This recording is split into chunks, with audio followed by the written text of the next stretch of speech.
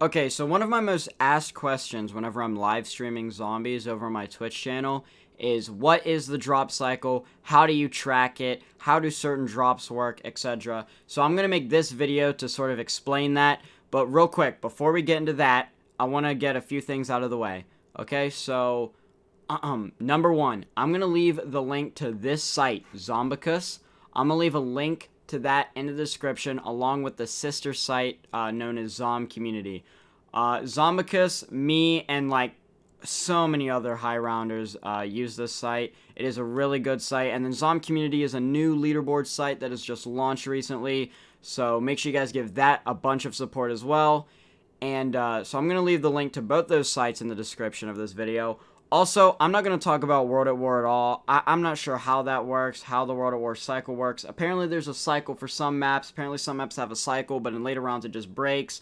If you want to know anything about World at War, I'm going to leave the link to my buddy Krups's Twitch channel. He's a really good streamer, really cool guy, friend of mine. He's the World at War guy. He knows pretty much everything about World at War. So I'm going to leave his Twitch channel there if you want to know anything about World at War. And the last thing I want to get out of the way is I'm human. I'm probably going to make some mistakes in this video, and I know there's going to be some high rounders that are watching it that are way more knowledgeable than I am. So please, anything that I get wrong, anything that I miss, comment it down below so I can pin that comment. And if you're watching this, make sure you check the comments for anything that I pinned in case it was something I missed or something I got wrong, anything like that. But I'm going to do my best here, so just, yeah, check the comments for anything pinned. With that said, let's just get right on into it. So, real quick, I'm going to talk about perfect drops first. And we got it on the map, Town. So, carpenters work whenever there's 4 or more barriers broken where the zombies can come and get you, right? So, certain strategies on various maps are called no-carp strats, where, for example, Town, the stamina up strat where you stand and train at, that's a no-carp spot where the zombies don't spawn through the windows and they break down barriers. I think there's one that they come through, which is the one by the M14. Yeah, I think that's the only one that they come through. Everything else is a ground spawn. So you use that to get rid of carpenters. Now, perfect drops are whenever you get one of these each round. Okay, so you get a max ammo, insta-kill, double points, nuke every round, and that's your cycle, because you get 4 drops per round, and there's 4 drops in the cycle. Now, sometimes you'll have a cycle where it'll be like 3 drops, and then a random drop that's on the next cycle.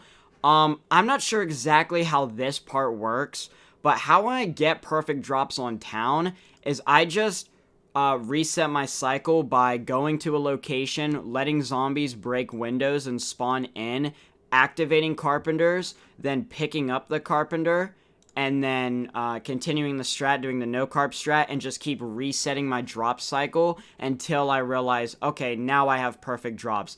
I'm not sure if there's some math or planning behind that. I just always activate carps, then get rid of them, and then if I see I have perfect drops, I'm good. If I don't have perfect drops, then I'll just do it again. So that's what I do to get perfect drops, but that is a big question I get every time I play Town. So this is perfect drops.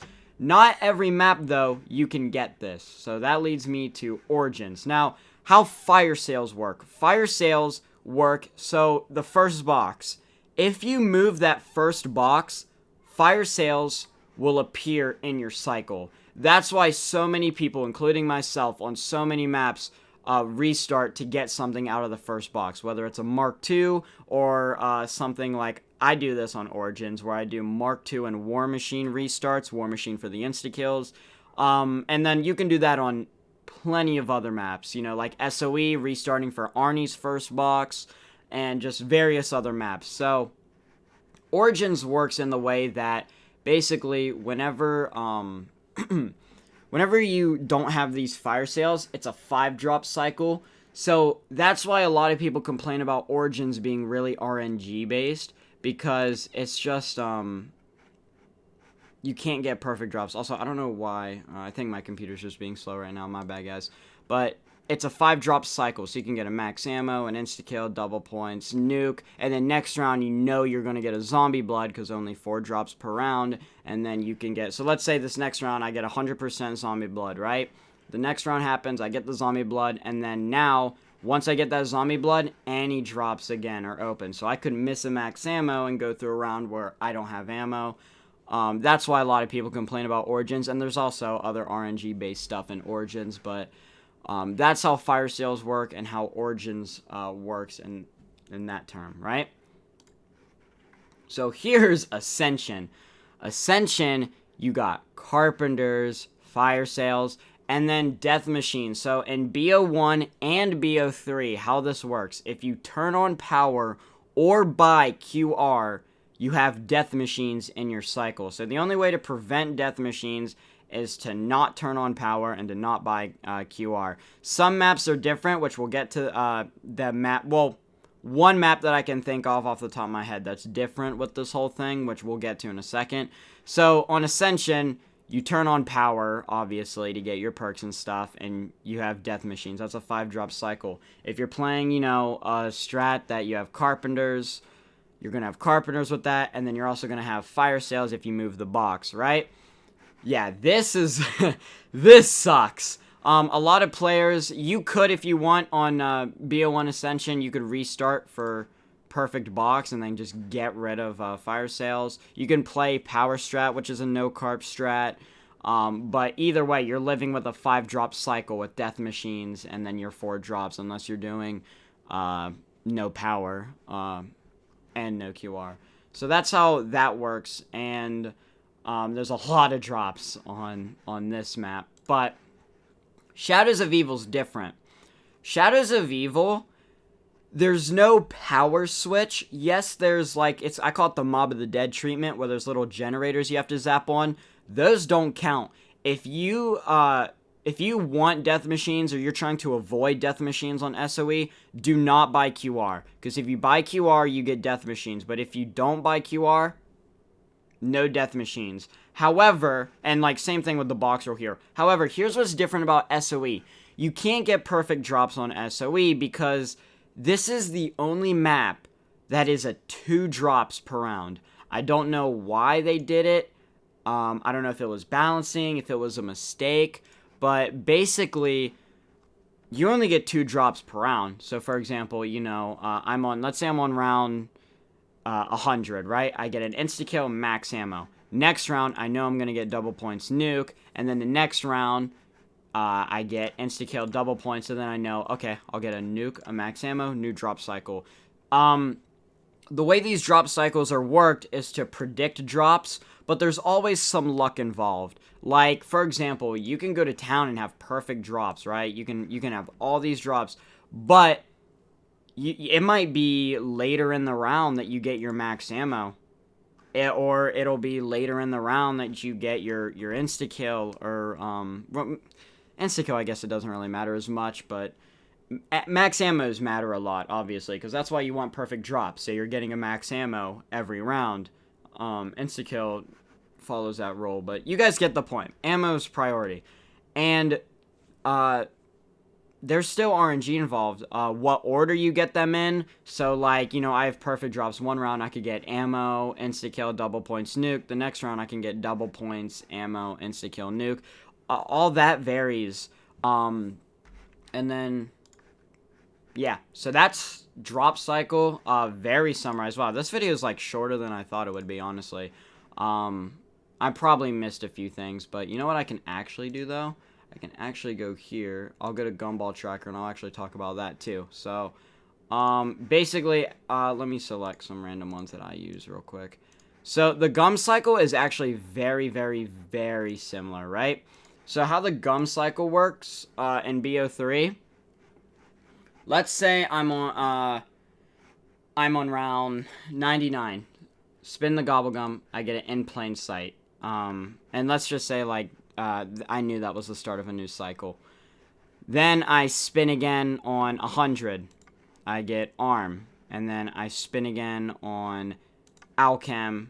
next round, and then I get this. I know after I get the lucky crit, I restart. The thing is, whenever you get a cycle that looks like this, you know you're not going to get another Alchem in plain sight anywhere or arm until you get that lucky crit to start the new cycle. So literally the gum cycle is exactly like drop cycle.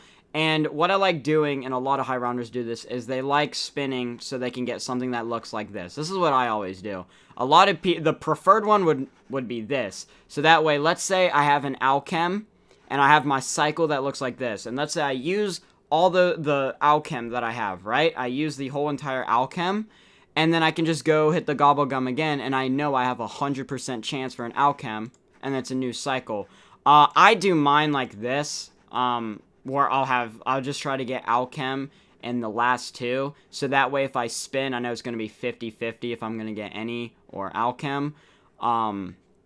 That's how I do it, but the preferred and perfect way to do it were to be this, and that's how the gum cycle works. Is there anything that I missed? I'm trying to think. I want to make sure I cover everything. If you're in the middle of a round and you're like, okay, I want to start tracking my cycle, but I have no idea where it is, what I do is I wait until I see. So let's say I'm on town and I'm trying to figure out what my cycle is. I kill a horde and I get 2 drops and they're both nukes.